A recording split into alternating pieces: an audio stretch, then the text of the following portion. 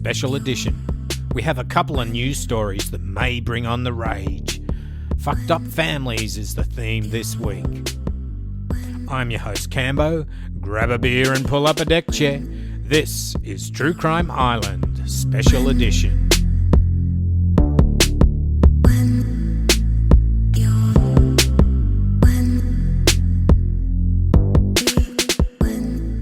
First, I would like to welcome everyone to the first special edition of the year.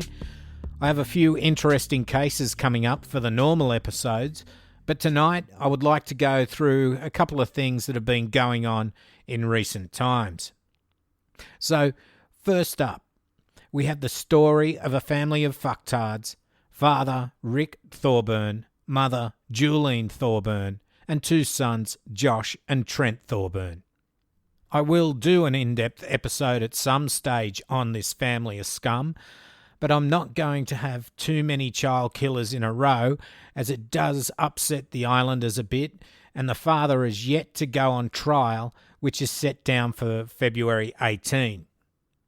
So in case you're not up on this story, it relates to the murder of 12-year-old Tia Lee Palmer. She was the foster child of Thorburn's, who ran a daycare service from their home at Chambers Flat in Queensland. She went missing on the 30th of October 2015. Rick Thorburn told police he dropped Tia Lee at Marsden State High School in Logan, Queensland at around 8:10 a.m. on the 30th of October 2015. But there was no record of her attending classes and no one saw her that day. A week later, on the 5th of November 2015, her remains would be found on the banks of the Pimpama River. Nearly a year later, on the 20th of September 2016, the Thorburn clan were taken into police custody for questioning. Rick Thorburn was charged with Tia Lee's murder.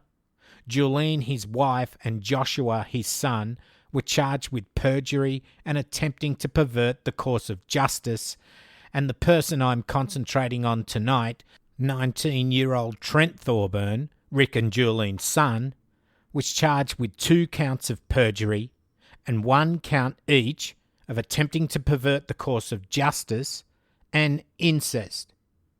Yes, 19-year-old Trent Thorburn was charged and ultimately found guilty of having sex with his 12-year-old foster sister. The offence of incest involved Trent having unprotected sexual intercourse with his 12-year-old foster sister Tia Lee. Shortly after that event, Trent confessed to a cousin and later his mother about the sexual intercourse. The first count of perjury arose out of evidence given by Trent to the Crime and Corruption Commission as part of an investigative hearing into the disappearance of Tia Lee. On the 26th of June 2016, Trent falsely testified that there had been no sexual contact between him and Tia Lee. He also falsely claimed he had seen Tia Lee at a time when he knew she had been killed by his father. The second count of perjury arose out of evidence given by Trent at an investigative hearing conducted by the Crime and Corruption Commission on the 19th of September 2016. By that time, extended family members had provided statements to police contradicting Trent's denial of sexual contact with Tia Lee. Further, a covert listening device had recorded Trent's parents telling him and his brother to continue to maintain the false story. When Trent was recalled to the investigative hearing on the 19th of September 2016, he acknowledged he had had sexual intercourse with Tia Lee, but in evidence gave an explanation as to the circumstances of that intercourse consistent with a version suggested to him by his father as recorded by the covert listening device. Trent continued to falsely testify that the fact of sexual contact was not in any way connected with Tia Lee's disappearance. Trent also falsely testified that there had been no family discussion on the night Tia Lee had been killed by his father. The offence of attempting to obstruct the course of justice arose out of the consequence of Trent giving false statements to the police about Tia Lee's last whereabouts. Trent gave a false statement on the 6th of November 2015, which was repeated on the 20th of November 2015.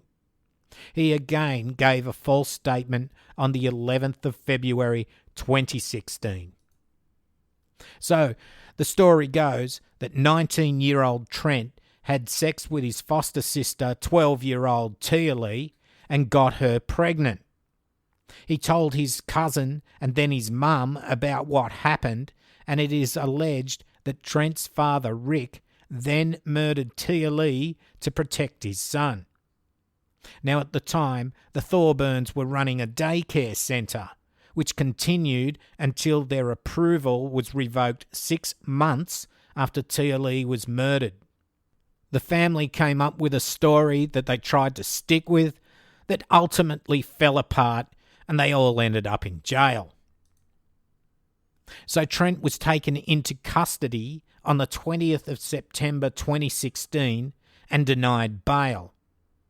Justice John Bond said there were concerns Trent Thorburn would commit crimes against children if released on bail, as police claim he has been sexually involved with at least one other minor. I will go into the sentencing judge's remarks when I do a full episode on this after the father's trial. But this cunt is already out. He got 4 years.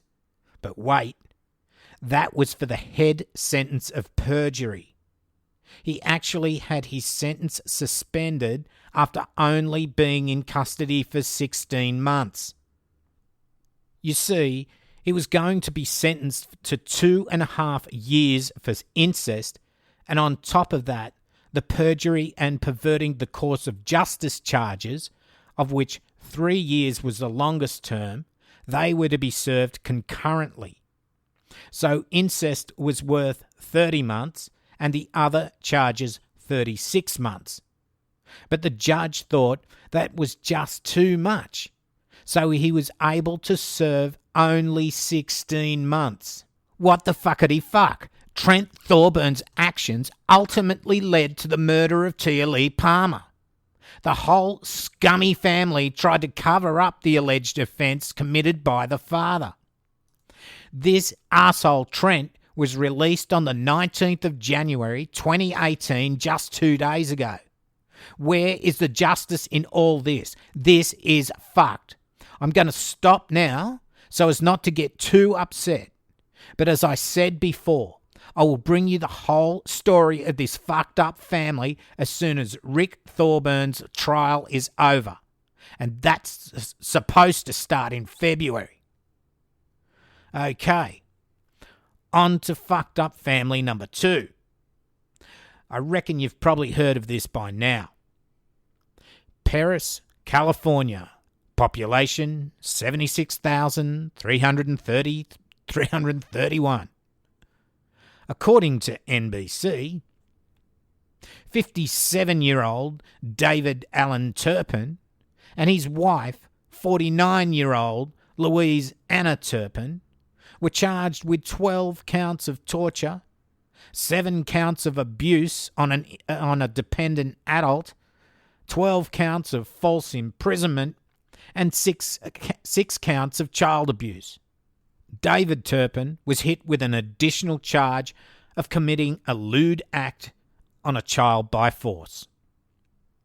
The Turpins have 13 kids aged between 2 and 29 years of age.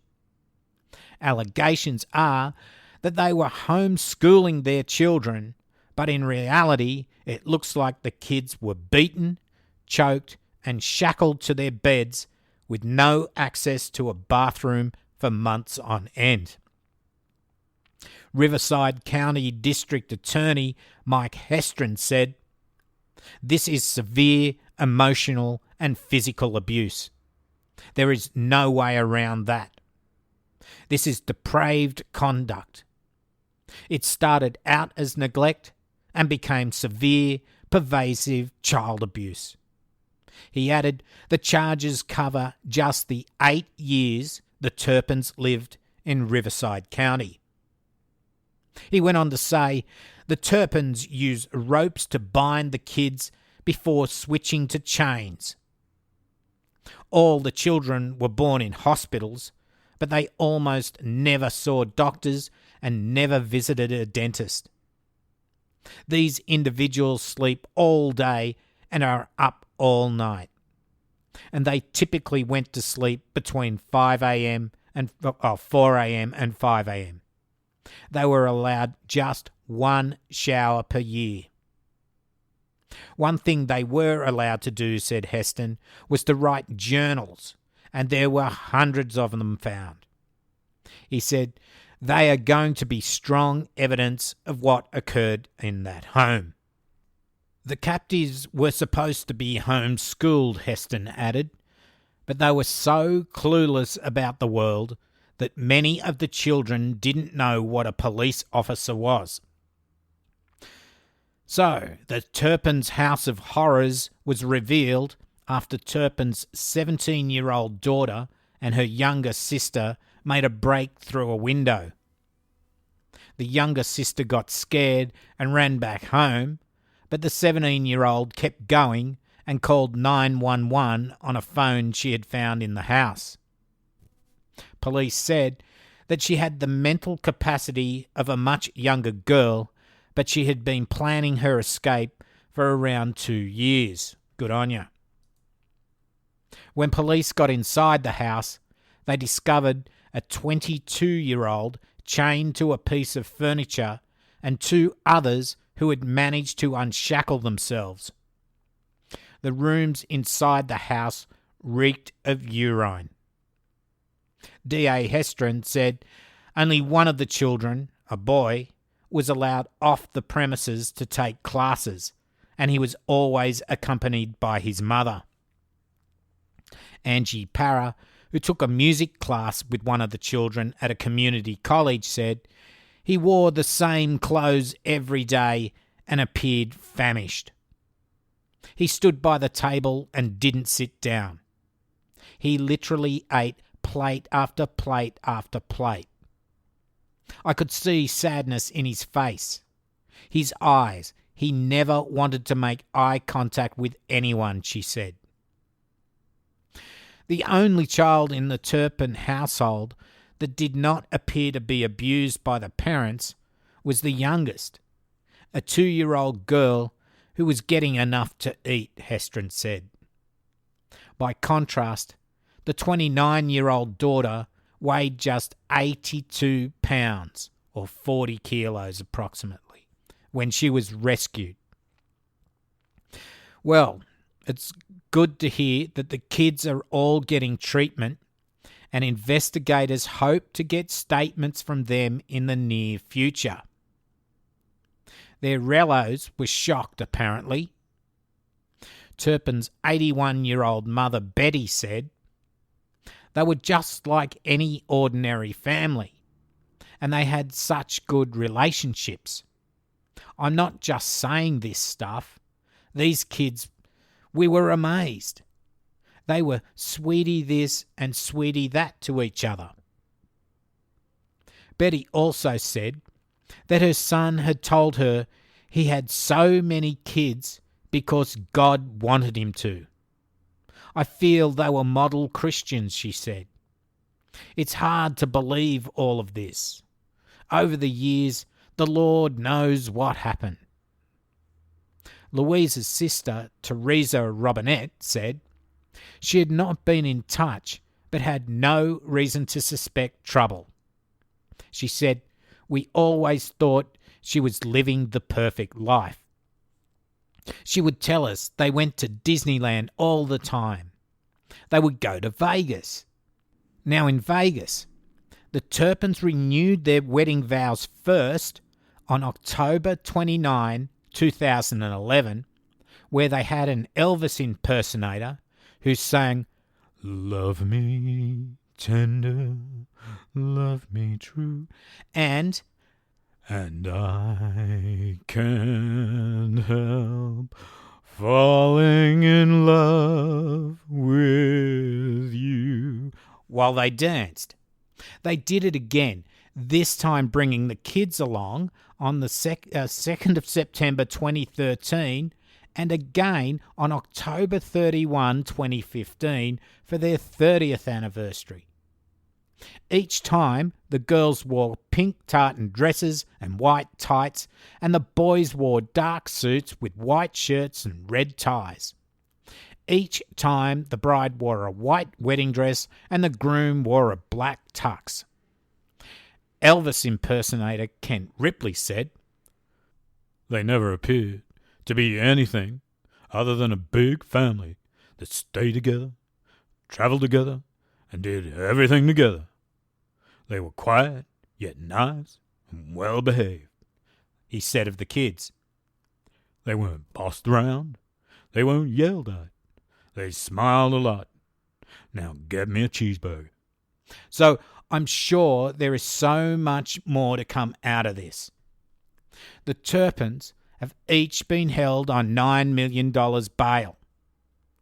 David Turpin had gotten state approval to run a private school, the Sandcastle Day School, out of his one-storey tan stucco house that California records revealed.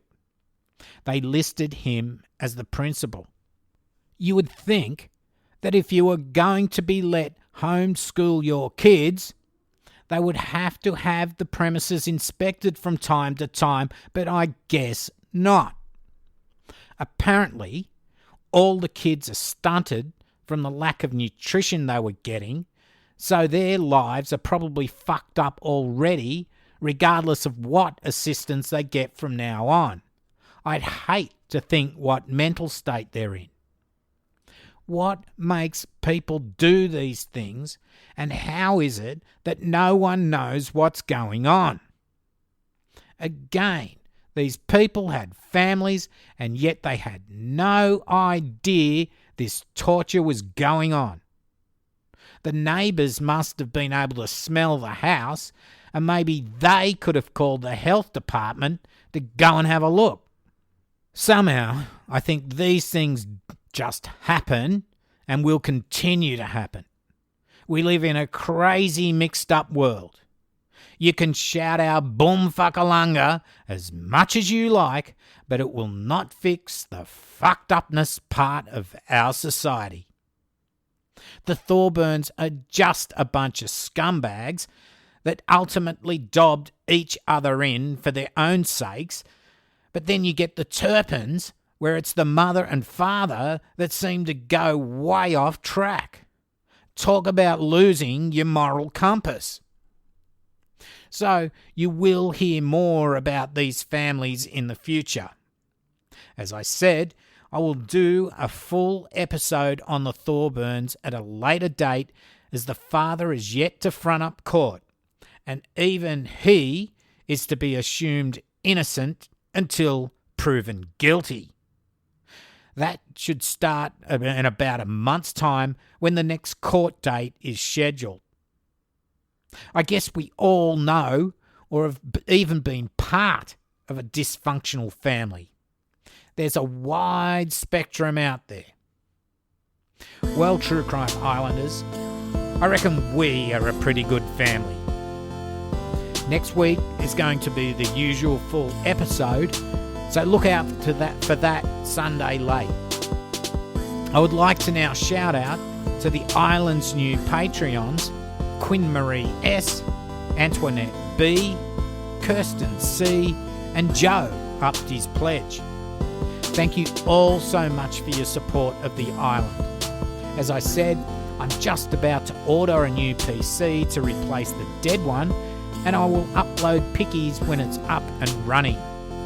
If you want to become a patron of the island, just go to www.patreon.com/True Crime Island, where for as little as $1 a month, you can become a Patreon. All funds go directly back to the island, and don't forget, we're commercial free. You can also do a one-off payment via PayPal, and the account for that is cambo@truecrimeisland.com. Coming soon will be donation via Bitcoin and all that cryptocurrency stuff, and I'll give you full details of that as well. Thanks to Kimberly, Casey and Anna, who bought beer coolers this week. So if you want stickers or koozies, you need to email me directly. And again, my email is cambo@truecrimeisland.com, and I can price it up for you according to postage. I have a few left, so be quick. All other merch such as t-shirts, hoodies, tote bags, mugs of rage and the like is via the shop at truecrimeisland.threadless.com. There's links to everything at my website, truecrimeisland.com anyway. iTunes, Facebook, Twitter, everything. Again, you do not have to spend money to support the show. You can rate, review, and share the love. The more people who know about the show, the better. If people don't know what a podcast is, then show them the way. A big shout out to Michael Gerlach, who has a great show called Insight on Disability. You can find it at insightondisability.com. He created the Boom Fuckalunga Boogie, and I currently have it linked via my True Crime Island Facebook group. So join the group and have a listen to it. It's hilarious. Thanks, Michael. Tonight, I do have one promo for the Brohio podcast. They cover paranormal, true crime, famous murders, demons, occult, and everything that goes bump in the night. They are a little raunchy, yet funny, but cover all the information on your favourite topics. It is not for those easily offended, okay? But if you aren't one of those, then give it a try. Don't forget to check out Twitter and Instagram. The island's handle is @TrueCrimeIsland. You can join in the chat, and there are so many other podcasts you'll find on there as well. Hi to all the followers. A big shout out to Damo G and Jason Abercrombie. We need to have a drink sometime, guys. I think Jason, right now, is doing that. Enjoy your holiday, mate. Well, that's about all for tonight. So this has been Cambo, and you've been listening to True Crime Island Special Edition. And as I always say, don't forget to delete your browser history. Good night.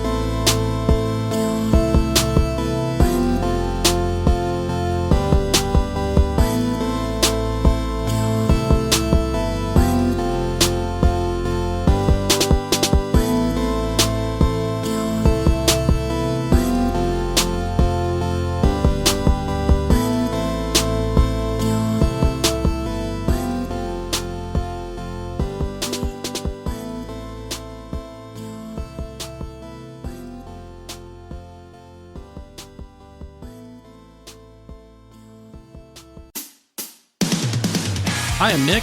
And I am Rob, and we are the Brohio Podcast. We cover all the unknown and much more. Aliens, true crime, famous murders, monsters, paranormal, and everything that goes bump in the night. We keep it funny, slightly trashy, and sometimes we like to talk about crapping our... Nick, we are trying to make a good impression here. Right.